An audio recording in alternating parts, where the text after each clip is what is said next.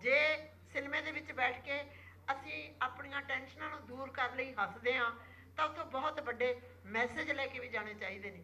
वो मैसेज साडे रिश्तिਆਂ ਦੇ होण, साडियां रोज़मर्रा ਦੀਆਂ ਜਿਹੜੀਆਂ प्रॉब्लम्स ने ਜਿਹੜੀਆਂ ਅਸੀਂ रोज़ हंडाउने आ अपनी जिंदगी ते, मैनूं लगदा कि उन्हां नूं असीं किस रूप विच देखीए। कहानी नूं लैके अपने रिव्यू आ जिहड़े वो यूथ जदों देण लगूगा तो सिनेमा जरूर ग्रो करूगा। तो मैनूं ये लगदा कि अपनी पंजाबी माँ बोली ते जिहड़ियां फिल्मां बनदियां ਵੱਧ ਤੋਂ ਵੱਧ ਅਸੀਂ ਦੇਖੀਏ, ਉਹਨਾਂ ਨੂੰ ਪਿਆਰ ਕਰੀਏ ਤੇ ਉਹਨਾਂ ਦੇ ਪ੍ਰਸਾਰ ਲਈ ਆਪਣੇ ਯਤਨ ਕਰੀਏ। ਮੈਂ ਥੀਏਟਰ ਤੋਂ ਸਿਨੇਮੇ ਵੱਲ ਆਈ ਤੇ ਮੈਨੂੰ ਇਹ ਲੱਗਦਾ ਹੈ ਕਿ ਜਦੋਂ ਅਸੀਂ ਸਿਨੇਮਾ ਦੇਖਦੇ ਸੀ ਉਹ ਜ਼ਿਆਦਾਤਰ ਹਿੰਦੀ ਸਿਨੇਮੇ ਦੀਆਂ ਫਿਲਮਾਂ ਜ਼ਿਆਦਾ ਆਉਂਦੀਆਂ ਸੀ, ਹਿੰਦੀ ਲੈਂਗੁਏਜ ਦੀਆਂ। ਪੰਜਾਬੀ ਸਿਨੇਮਾ ਬਹੁਤ ਘੱਟ ਸੀ ਤੇ ਉਹ ਹੀਰੋ ਹੀਰੋਇਨ ਬੇਸਡ ਫਿਲਮਾਂ ਹੁੰਦੀਆਂ ਸੀ। ਕਰੈਕਟਰ ਨੂੰ ਲੈ ਕੇ ਜਾਂ ਬੱਚਿਆਂ ਦੀ ਇਨਵੋਲਵਮੈਂਟ ਸੀ, ਜਿਹੜੀ ਤੁਸੀਂ ਬੱਚਿਆਂ ਵਾਲੀ ਗੱਲ ਕੀਤੀ, ਉਹ ਬਹੁਤ ਘੱਟ ਸੀ। ਲੋਕ ਆਪਣੇ ਰੀਕ੍ਰੀਏਸ਼ਨ ਲਈ ਹੀਰੋ ਹੀਰੋਇਨ ਨੂੰ ਹੀ ਦੇਖਣ ਜਾਂਦੇ ਸੀ। ਅਸੀਂ ਖੁਦ ਵੀ ਇਸ ਤਰੀਕੇ ਨਾਲ ਹੀ ਕਰਦੇ ਸੀ। ਤੇ ਜਿਹੜਾ ਕ੍ਰਾਈਮ ਵਾਲੀ ਗੱਲ ਕਰੀਏ ਕਿ ਉਦੋਂ ਮੈਨੂੰ ਐਂ ਲੱਗਦਾ ਕਿ ਜ਼ਿਆਦਾ ਮਾਰ ਧਾਰ ਵਾਲੀਆਂ ਹੀ ਫਿਲਮਾਂ ਸੀ ਜਾਂ ਲਵ ਸਟੋਰੀ ਜ਼ਿਆਦਾ ਸੀ। ਪਰ ਹੁਣ ਕਰੈਕਟਰ ਬੇਸਡ ਫਿਲਮਾਂ ਜ਼ਿਆਦਾ ਆ ਰਹੀਆਂ, ਰਿਸ਼ਤਿਆਂ ਦੀ ਬਾਤ ਪਾਉਂਦੀਆਂ ਫਿਲਮਾਂ ਨੇ। ਚਾਚੀਆਂ ਤਾਈਆਂ ਭੂਆ ਮਾਮੀਆਂ ਨਾਨੀਆਂ, ਮੈਨੂੰ ਇਹ ਲੱਗਦਾ ਹੈ ਕਿ ਉਸ ਗੱਲੋਂ ਸਾਡਾ ਸਿਨੇਮਾ ਜਿਹੜਾ ਉਹ ਡਿਵੈਲਪ ਕੀਤਾ, ਪੰਜਾਬੀ ਇੰਡਸਟਰੀ ਨੇ ਗਰੋ ਕੀਤਾ। ਕਿਉਂਕਿ ਜਿਹੜੇ ਬੱਚੇ ਨੇ ਉਹਨਾਂ ਲਈ ਅਸੀਂ ਆਂਟੀਆਂ ਹੀ ਰਹਿ ਗਈਆਂ ਸੀ। ਸਾਰਾ ਕੁਛ ਐਂ ਲੱਗਦਾ ਸੀ ਕਿ ਇਹ ਮੇਰੀ ਆਂਟੀ ਹੈ, ਕਿਸੇ ਨੂੰ ਇਹ ਨਹੀਂ ਸੀ ਪਤਾ ਕਿ ਮੇਰੀ ਚਾਚੀ ਹੈ, ਮੇਰੀ ਤਾਈ ਹੈ। ਸਾਨੂੰ ਉਹ ਕਰੈਕਟਰ ਨਿਭਾਉਣ ਦਾ ਮੌਕਾ ਮਿਲਿਆ। ਇਹ ਗੱਲ ਮਾਣ ਵਾਲੀ ਹੈ ਕਿ ਪੰਜਾਬੀ ਮਾਂ ਬੋਲੀ ਨੇ ਇੰਨਾ ਕੁ ਗਰੋ ਕੀਤਾ ਕਿ ਉਹ ਜਿਹੜੇ ਉਹ ਸ਼ਬਦ ਹੈ ਉਹ ਬੱਚਿਆਂ ਦੇ ਮੂੰਹ 'ਚ ਪਾਏ।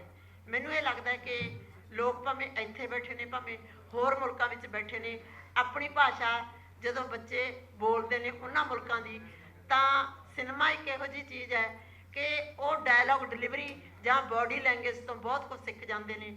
ਅਤੇ ਜਿੱਥੇ ਰੀਕ੍ਰੀਏਸ਼ਨ ਦੀ ਗੱਲ ਹੁੰਦੀ ਹੈ, ਸਿਨੇਮਾ ਬੇਸ਼ੱਕ ਲੋਕ ਆਪਣਾ ਰੀਕ੍ਰੀਏਸ਼ਨ ਕਰਨ ਲਈ ਜਾਂਦੇ ਹੈ, ਮੇਰਾ ਮੰਨਣਾ ਹੈ ਕਿ ਉੱਥੋਂ ਕੁਛ ਨਾ ਕੁਛ ਮੈਸੇਜ ਜ਼ਰੂਰ ਜਾਣਾ ਚਾਹੀਦਾ। ਅਤੇ ਪੰਜਾਬੀ ਮਾਂ ਬੋਲੀ ਦੇ ਵਿੱਚ ਜਿੱਥੇ ਇੰਨੀਆਂ ਕਾਮੇਡੀ ਹੱਸਣ ਹਸਾਉਣ ਦੀਆਂ ਫਿਲਮਾਂ ਬਣੀਆਂ ਨੇ, ਉੱਥੇ ਬਹੁਤ ਸਾਰੀਆਂ ਫਿਲਮਾਂ ਹੁਣ ਚੱਲ ਰਹੀਆਂ ਨੇ। ਜਿਵੇਂ ਪਿਛਲੇ ਦਿਨਾਂ ਦੇ ਵਿੱਚ ਅਰਦਾਸ ਫਿਲਮ ਆਈ ਹੈ, ਅਰਦਾਸ ਸਰਬੱਤ ਦੇ ਭਲੇ ਦੀ। ਉਹਦੇ ਵਿੱਚ ਸਾਡੇ ਸੰਸਕਾਰਾਂ ਦੀ ਗੱਲ ਕੀਤੀ ਗਈ ਹੈ। ਸਾਡੇ ਆਪਣੇ ਜਿਹੜੇ ਸੰਸਕਾਰ ਹੈ ਜਿਹੜੇ ਅਸੀਂ ਭੁੱਲਦੇ ਜਾ ਰਹੇ ਸੀ, ਜਿਹੜਾ ਬਾਅਦ ਵਿੱਚ ਇੱਕ ਪਛਤਾਵਾ ਬਣਦਾ ਹੈ, ਉਹਦੇ ਵਿੱਚ ਬਾਤ ਪਾਈ ਗਈ ਹੈ। ਅਤੇ ਮੈਨੂੰ ਉਹ ਬਹੁਤ ਚੰਗਾ ਲੱਗਿਆ ਕਿ ਜੇ ਸਿਨੇਮੇ ਦੇ ਰਾਹੀਂ ਅਸੀਂ ਆਪਣੇ ਸੰਸਕਾਰਾਂ ਦੀ ਗੱਲ ਕਰਦੇ ਹਾਂ, ਅਸੀਂ ਆਪਣੇ ਵਡੇਰਿਆਂ ਦੀ ਗੱਲ ਕਰ ਦਿੰਦੇ ਹਾਂ। ਜਾਂ ਬਹੁਤ ਸਾਰੀਆਂ ਫਿਲਮਾਂ ਬਾਇਓਪਿਕ ਫਿਲਮਾਂ ਬਣੀਆਂ, ਜਿਵੇਂ ਸਾਡੀ ਮੈਂ ਫਿਲਮ ਵਿੱਚ ਕੰਮ ਕਰਿਆ ਜਿਹੜੀ ਵਿੱਚ ਹਰਜੀਤਾ ਕਿਸੇ ਉਸ ਅੰਡਰ 19 ਬੱਚੇ ਦੀ ਕਹਾਣੀ ਹੈ ਜਿਹੜਾ ਗਰੀਬੀ ਵਿੱਚ ਉੱਠ ਕੇ ਕਿੱਥੋਂ ਤੱਕ ਮੱਲਾ ਮਾਰਦਾ ਹੈ। ਉਹ ਇੱਕ ਬਹੁਤ ਵੱਡਾ ਬੱਚਿਆਂ ਨੂੰ ਮੈਸੇਜ ਆਉਂਦਾ ਹੈ ਕਿ ਜੇ ਸਾਡੇ ਅੰਦਰ ਕੁਛ ਕਰਨ ਦੀ ਇੱਛਾ ਹੈ ਤਾਂ ਦੁਨੀਆ ਦੀ ਕੋਈ ਤਾਕਤ ਨਹੀਂ ਕਿ ਉਹਨੂੰ ਰੋਕ ਸਕੇ। ਪਰ ਸਿਨੇਮਾ ਇੱਕ ਐਸੀ ਵਿਧਾ ਹੈ ਜਿਹੜੀ ਸਾਰੇ ਲੋਕ ਜਦੋਂ ਦੇਖਦੇ ਨੇ ਤਾਂ ਉਹ ਜ਼ਿਆਦਾ ਅਸਰ ਕਰਦਾ ਹੈ। ਅਤੇ ਮੇਰਾ ਵੀ ਮੰਨਣਾ ਹੈ ਕਿ ਇਹੋ ਜਿਹਾ ਸਿਨੇਮਾ ਇਹੋ ਜਿਹੀਆਂ ਮੂਵੀਜ਼ ਹੈ ਜਿਹੜੀਆਂ ਬਣਨੀਆਂ ਚਾਹੀਦੀਆਂ। ਉਹ ਇਕੱਲੀਆਂ ਚੜ੍ਹਦੇ ਪੰਜਾਬ ਵਿੱਚ ਨਹੀਂ, ਉਹ ਦੁਨੀਆ ਦੇ ਹਰ ਮੁਲਕ ਵਿੱਚ ਬਣਨੀਆਂ ਚਾਹੀਦੀਆਂ, ਕਿਉਂਕਿ ਬੱਚੇ ਇੱਥੋਂ ਹੀ ਬਹੁਤ ਕੁਝ ਸਿੱਖਦੇ ਹੈ, ਯੂਥ ਇੱਥੋਂ ਬਹੁਤ ਕੁਝ ਸਿੱਖਦਾ ਹੈ। ਸੁਣਨ ਦੀ ਬਜਾਏ ਵੇਖਣਾ ਜ਼ਿਆਦਾ ਪਸੰਦ ਕਰਦੇ ਆ। ਸੋ ਮੇਰਾ ਇਹੀ ਮੰਨਣਾ ਹੈ ਕਿ ਹਾਂ, ਜਿੱਥੇ ਰੀਕ੍ਰੀਏਸ਼ਨ ਵਾਲੀਆਂ ਫਿਲਮਾਂ ਹੈ, ਕਮੇਡੀ ਫਿਲਮਾਂ ਹੈ, ਉੱਥੇ ਸੁਨੇਹੇ ਦੇਣ ਵਾਲੀਆਂ ਵੱਡੀਆਂ ਸਾਡੇ ਸੰਸਕਾਰਾਂ ਵਾਲੀਆਂ ਜਾਂ ਸਾਡੀਆਂ ਜਿਹੜੀਆਂ ਪ੍ਰੋਬਲਮਸ ਨੇ, ਕਰੰਟ ਪ੍ਰੋਬਲਮਸ ਨੇ, ਜਿਵੇਂ ਔਰਤਾਂ 'ਤੇ ਹੋ ਗਿਆ ਅਤਿਆਚਾਰਾਂ ਦੀ ਗੱਲ ਜਾਂ ਫਿਰ ਡਰੱਗਸ ਨੂੰ ਲੈ ਕੇ ਗੱਲ, ਇਹੋ ਜਿਹੀਆਂ ਫਿਲਮਾਂ ਵੀ ਬਣਨੀਆਂ ਚਾਹੀਦੀਆਂ ਨੇ। ਬਹੁਤ ਸ਼ੁਕਰੀਆ ਮੈਡਮ। ਤੁਸੀਂ ਅਰਦਾਸ ਦੀ ਗੱਲ ਕੀਤੀ ਅਤੇ ਮੁੰਨਾ ਭਾਈ MBBS ਉਹ ਲੱਗੇ ਰਹੋ ਮੁੰਨਾ ਭਾਈ ਕਹਿੰਦੇ ਕਿ ਅਗਰ ਤੁਸੀਂ ਗਾਂਧੀਗਿਰੀ ਸਿਖਾਉਣੀ ਆ ਤਾਂ ਤੁਸੀਂ ਉਹਦੇ ਥਰੂ ਬਿਹਤਰ ਸਿਖਾ ਸਕਦੇ ਹੋ। ਅਰਦਾਸ ਦਾ ਜੋ ਹਿਊਮਨਿਸਟਿਕ ਜੋ ਇਨਸਾਨੀ ਮੈਸੇਜ ਸੀਗਾ ਉਹਦੇ ਵਿੱਚੋਂ ਤੁਸੀਂ ਜ਼ਿਆਦਾ ਕ੍ਰੀਏਟਿਵ ਨਹੀਂ ਹੋ ਸਕਦੇ। ਛੋਟੀਆਂ ਛੋਟੀਆਂ ਗੱਲਾਂ ਜਿਹੜੀਆਂ ਮੀਨਿੰਗਲੈਸ ਹੈ ਉੱਥੋਂ ਤੱਕ ਸੀਮਿਤ ਰਹਿ ਜਾਂਦੇ ਹੋ। ਮੈਨੂੰ ਪਤਾ ਹੈ ਕਿ ਬੱਚਿਆਂ 'ਚ ਟੈਲੈਂਟ ਬਹੁਤ ਜ਼ਿਆਦਾ, ਇਹਨਾਂ ਨੂੰ ਨੌਲੇਜ ਬਹੁਤ ਜ਼ਿਆਦਾ ਹੈ। ਉਹੀ ਜਿਹੜੀ ਮਲਕੀਤ ਨੇ ਕਹੀ ਸੀ ਪਹਿਲਾਂ ਗੱਲ ਕਿ ਅਸੀਂ ਇਹਨੂੰ ਯੂਜ਼ ਕਿਵੇਂ ਕਰਨਾ, ਉਹ ਦੂਜੇ ਪਾਸੇ ਨੂੰ ਜਾ ਰਹੇ ਹਾਂ ਅਸੀਂ। ਅਤੇ ਚੰਗੇ ਰਾਈਟਰ, ਚੰਗੀਆਂ ਕਹਾਣੀਆਂ ਜਦੋਂ ਬਣਦੀਆਂ ਨੇ, ਬੱਚੇ ਉੱਧਰ ਨੂੰ ਜੁੜਦੇ ਨੇ। ਕਿਉਂਕਿ ਮੈਨੂੰ ਇਹ ਲੱਗਦਾ ਕਿ ਸਾਡੇ ਉਧਰਲੇ ਪੰਜਾਬ ਨਾਲੋਂ ਇੱਥੇ ਕਲਾ ਕਿਤੇ ਜ਼ਿਆਦਾ ਹੈ, ਬਹੁਤ ਜ਼ਿਆਦਾ ਕਲਾ ਹੈ। ਅਸੀਂ ਤਾਂ ਸਗੋਂ ਇਹਨਾਂ ਨੂੰ ਦੇਖ ਦੇਖ ਕੇ ਬਹੁਤ ਕੁਝ ਸਿੱਖਿਆ। ਤੇ ਦੁੱਖ ਦੀ ਗੱਲ ਇਹ ਹੈ, ਜਿਵੇਂ ਪਹਿਲਾਂ ਗੱਲ ਕੀਤੀ ਜਾ ਰਹੀ ਹੈ ਕਿ ਜਾਂ ਸਿੱਖਣ ਸਿਖਾਉਣ ਦੇ ਮੂਡ 'ਚ ਨਹੀਂ ਅਸੀਂ, ਜਾਂ ਸਰਕਾਰਾਂ ਵੱਲੋਂ ਕੀ ਕੀਤਾ ਜਾ ਰਿਹਾ ਹੈ, ਪਰ ਇਹ ਹੰਭਲਾ ਮਾਰਨੇ ਪੈਣਾ। ਜਿਹੜਾ ਇਹ ਯੂਥ ਹੈ ਉਸ ਕ੍ਰੀਏਟੀਵਿਟੀ ਨੂੰ ਜਿੰਨੀ ਦੇਰ ਦੂਜੇ ਪਾਸੇ ਅਸੀਂ ਨਹੀਂ ਲੈ ਕੇ ਜਾਂਦੇ, ਜਿਹੜਾ ਸਾਡੇ ਸਿਨੇਮੇ ਦੀ ਕੁਆਲਿਟੀ ਹੈ ਉਹ ਉੱਤੇ ਨਹੀਂ ਜਾ ਸਕਦੀ। ਕਿਉਂਕਿ ਅਸੀਂ ਵੀ ਦੇਖ ਰਹੇ ਹਾਂ ਕਿ 2 ਦਿਨ ਹੋ ਗਏ ਸਾਨੂੰ ਆਇਆਂ ਨੂੰ, ਤੇ ਮੈਨੂੰ ਵੀ ਲੱਗਦਾ ਸੀ, ਮੈਨੂੰ ਪਤਾ ਨਹੀਂ ਸੀ ਕਿ ਇੱਥੇ ਟਿਕਟੌਕ ਬੈਨ ਨਹੀਂ ਹੈ, ਸਾਡੇ ਬੈਨ ਹੈ। ਤੇ ਉਹ ਸਾਨੂੰ ਇਹ ਲੱਗਦਾ ਸੀ ਕਿ ਹਰ ਬੱਚਾ ਆ ਕੇ ਸਾਨੂੰ ਪਹਿਲਾਂ ਇਹ ਕਹਿੰਦਾ ਕਿ ਤਸਵੀਰ ਬਣਾਉਣੀ ਹੈ, ਉਸ ਤੋਂ ਬਾਅਦ ਉਹ ਲਗਾਤਾਰ ਇੱਕ ਬਣਾ ਕੇ ਵੀਡੀਓ ਤੇ ਨਾਲ ਦੀ ਨਾਲ ਚੱਲ ਰਿਹਾ।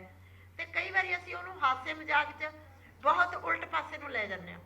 ਦੇਖੋ ਇਹ ਮਾੜੀ ਨਹੀਂ ਹੈ, ਜੇ ਅਸੀਂ ਉਹਨੂੰ ਪੋਜ਼ਿਟਿਵਲੀ ਅਸੀਂ ਕੋਈ ਚੀਜ਼ ਬਣਾਉਂਦੇ ਹਾਂ, ਅਸੀਂ ਉਸ ਰੂਪ ਦੇ ਵਿੱਚ ਫੇਸਬੁੱਕ ਤੇ ਵੀਡੀਓ ਪਾ ਦਿੰਦੇ ਹਾਂ।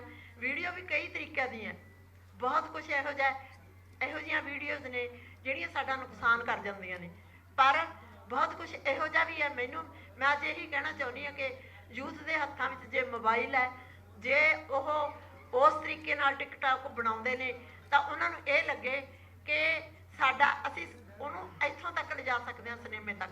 ਸਾਡੀ ਬੋਲੀ ਉਹਦੇ ਵਿੱਚ ਵਧੀਆ ਹੋਣੀ ਚਾਹੀਦੀ ਹੈ, ਪੰਜਾਬੀ ਬੋਲੀ ਦੇ ਵਿੱਚ ਜਦੋਂ ਅਸੀਂ ਕੋਈ ਵਧੀਆ ਸੁਨੇਹਾ ਦਿੰਦੇ ਹਾਂ ਤਾਂ ਬੱਚੇ ਦੋਨੇ ਪਾਸੇ ਜੁੜਦੇ ਆ।